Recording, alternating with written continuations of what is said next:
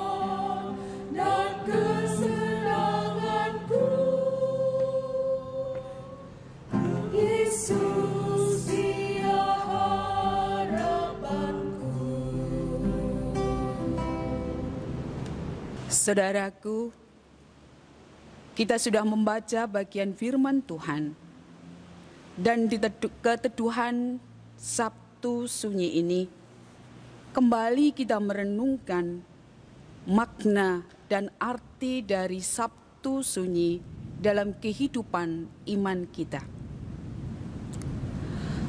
Umat percaya menghayati kembali masa transisi dari peristiwa kematian Yesus Kristus dan kebangkitannya. Dalam masa transisi tersebut, mengandung dua aspek yang saling menyatu, yaitu kedukaan dan harapan. Kedukaan karena Yesus telah wafat di kayu salib yang telah dirayakan pada Jumat Agung. Dan dimensi harapan karena Yesus akan bangkit dari kematiannya pada hari Paskah. Saudara, dalam perayaan Sabtu Sunyi, kedukaan dan harapan dilabuhkan dalam satu sikap iman. Seraya merenungkan makna kefanaan manusia di depan jenazah Yesus yang berada di dalam makam, kita menghayati makna Sabtu Sunyi dalam keheningan dan meditatif. Sabtu Sunyi merupakan masa transisi yang menghubungkan misteri kematian dan kebangkitan Kristus. Untuk itu, setiap orang percaya, setiap umatnya dipanggil untuk berjaga-jaga dalam keheningan, menantikan peristiwa kebangkitan Kristus dari maut. Saudara yang dikasihi Tuhan Yesus, bacaan tadi jelas kita mendapatkan satu pesan kehidupan untuk kita renungkan lebih lanjut. Selama Yesus hidup dan melayani, sikap orang terhadapnya selalu terbagi dua. Di satu pihak, mereka yang menutup hati dan menolak Yesus. Di pihak lain, mereka kelompok orang yang membuka hati sampai akhirnya menjadi pengikut Yesus. Kedua sikap ini menjadi nyata menjelang peristiwa kematiannya sampai peristiwa sesudah Yesus wafat dan bangkit. Kelompok pertama diwakili para pemimpin agama Yahudi. Mereka telah sukses membunuh Yesus. Seharusnya mereka lega, saingan mereka sudah tiada. Namun mereka meminta kepada Pilatus supaya kubur Yesus dijaga karena teringat nubuat Yesus tentang kebangkitannya.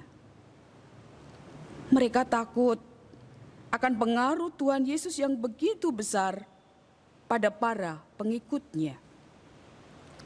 Mereka ingin memastikan bahwa Yesus dan pengaruhnya betul-betul lenyap.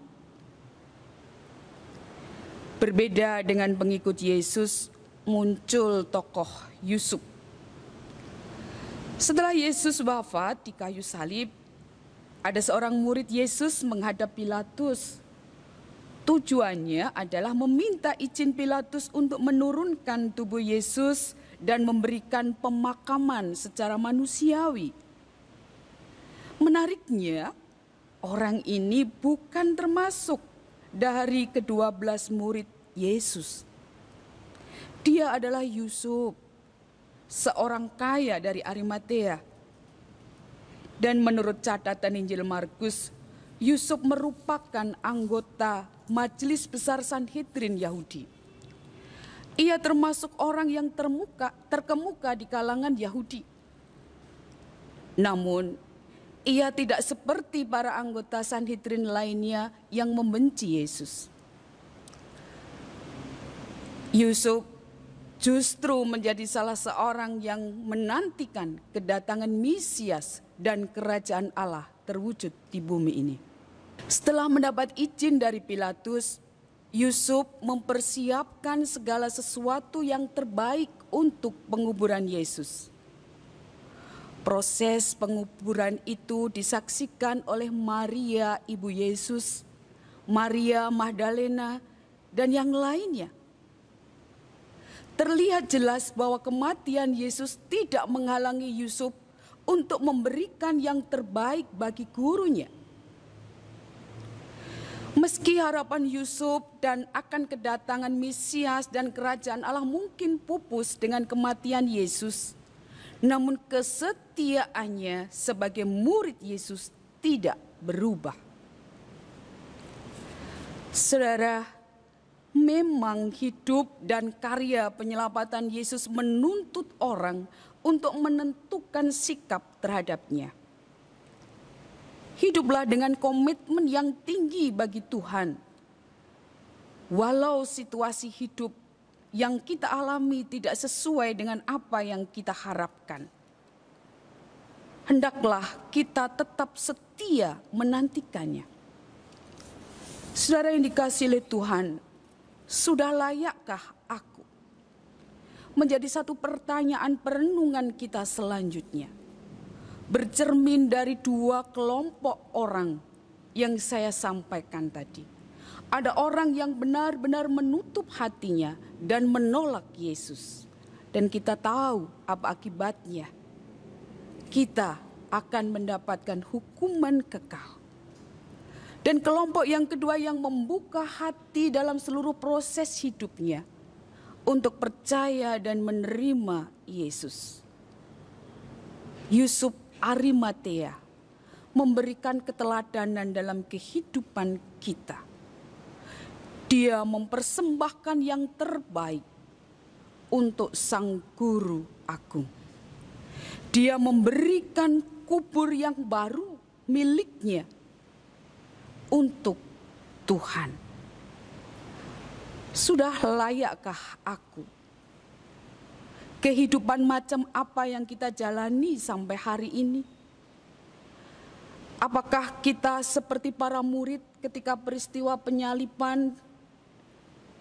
Mereka lari, mereka meninggalkan Tuhan, mereka jauh dari Golgota, menyaksikan dari tempat yang jauh. Atau seperti para wanita-wanita yang lebih dekat dengan peristiwa penyaliban Kristus. Atau teladan dari seorang Yusuf dari Arimatea yang memberi seluruh hidupnya yang terbaik, berani menyatakan sikapnya atas kehidupan imannya, ketidaksetujuannya atas hukuman mati bagi Yesus ketika ada di dalam sidang Sanhedrin. Dia memberi yang terbaik. Sudah layakkah aku, hidupku, hidup saudara, hidup anak-anak sekalian, hidup para pemuda remaja yang percaya kepada Yesus, jemaat Tuhan di GKJ WPM? Pertanyaan ini kita dengar lagi, sudah layakkah aku menjadi muridnya? Sudahkah yang terbaik kita beri untuk Tuhan? Peristiwa hari-hari ini dalam segala kedukaan, dalam segala keprihatinan, membawa kita pada satu perenungan kehidupan ini yang memang dibatasi oleh waktu. Setiap kita akan tiada. Hari-hari hidup kita sebentar saja bagaikan uap. Mari kita pakai waktu yang Tuhan beri untuk mempersembahkan yang terbaik. Untuk selalu bertanya pada diri sendiri, layakkah aku? Pernahkah kita tidak setia? Pernahkah kita nakal kepada Tuhan? pernahkah kita tidak melakukan apa yang difirmankan? Setiap perilaku hidup kita, sikap kita, Tuhan minta yang terbaik. Jangan kecil hati ketika kita jatuh. Jangan kecil hati ketika kita bersalah. Ketika kita dengan jujur datang kepada Tuhan dan memohon pengampunannya, maka Dia akan melayakkan kita. Kristus ada di dalam makam, ada dalam keheningan. Bukan berarti Dia tidak mendengarkan kita. Bukan berarti Dia tidak hadir untuk kita saat ini. Dalam keheningan kubur, dalam kesendiriannya, Dia tetap hadir. Dia tetap menyapa kita. Untuk itu, teruslah berjuang dan mari kita lanjutkan kehidupan kita untuk tetap setia, untuk tetap menjadi muridnya, untuk menjadi alatnya. Kiranya Tuhan yang senantiasa melayakkan kita hari ini dan seterusnya. Tuhan selalu hadir menyertai kita. Amin. Mari kita berdoa. Allah Bapa yang baik, di dalam Kristus Engkau menyingkapkan kehadiran-Mu di tengah kesedihan dan kedukaan. Di tengah kehidupan yang gagal, derita karena sakit, derita karena kejahatan dan kematian, Engkau hadir. Keberdiaman-Mu tidak meniadakan kuasa dan karya penyelamatan-Mu. Kuatkan kami, kuatkan hati kami menghadapi derita dan persoalan hidup ini. Dalam nama-Mu Tuhan Yesus, kami berdoa. Amin.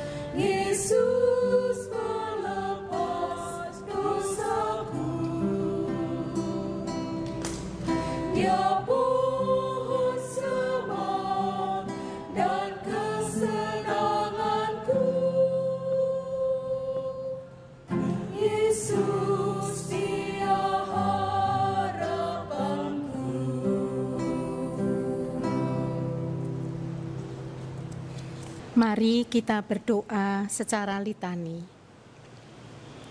Tuhan, berkaca dari sabda-Mu, siapakah kami ini? Mungkin Yusuf dari Arimatea, atau imam kepala dan orang Farisi. Mungkin Pilatus, atau kami ini seperti Maria Magdalena, atau yang lain.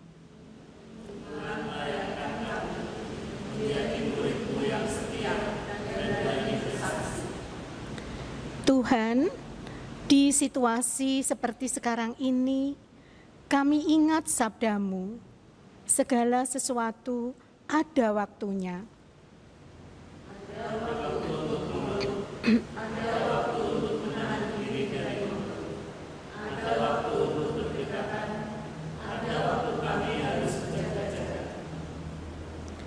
Tuhan, di situasi negara kami serta dunia ini dikuasai, dan seolah-olah dilumpuhkan oleh epidemi corona ini, tolonglah kami.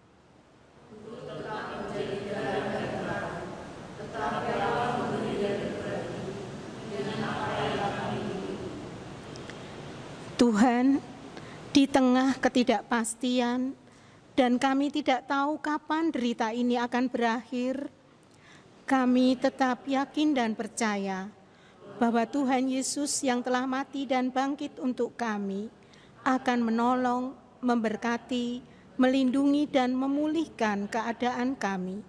Amin.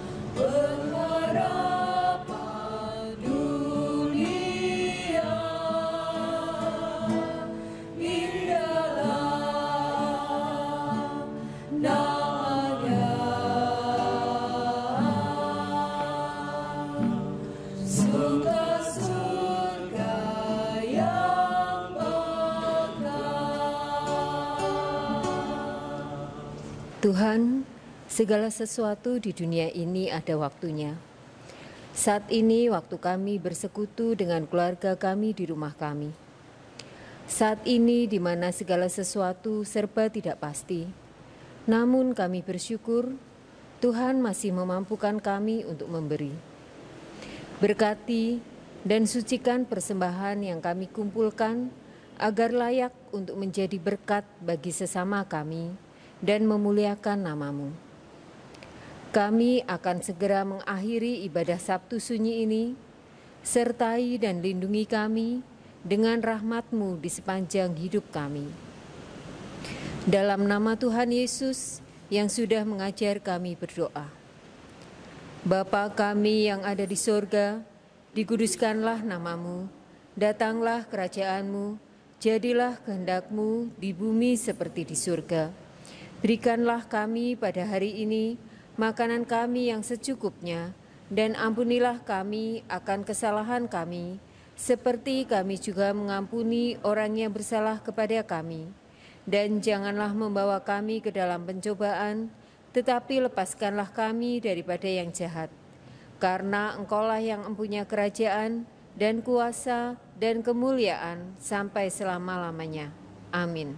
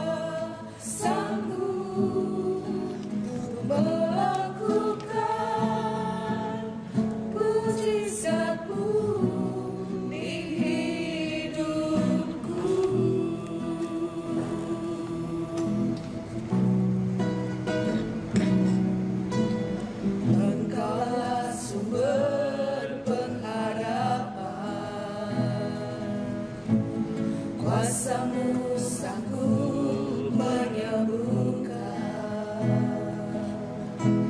Jiwaku pun berserah hanya kepadamu, Yesus, Kaulah segala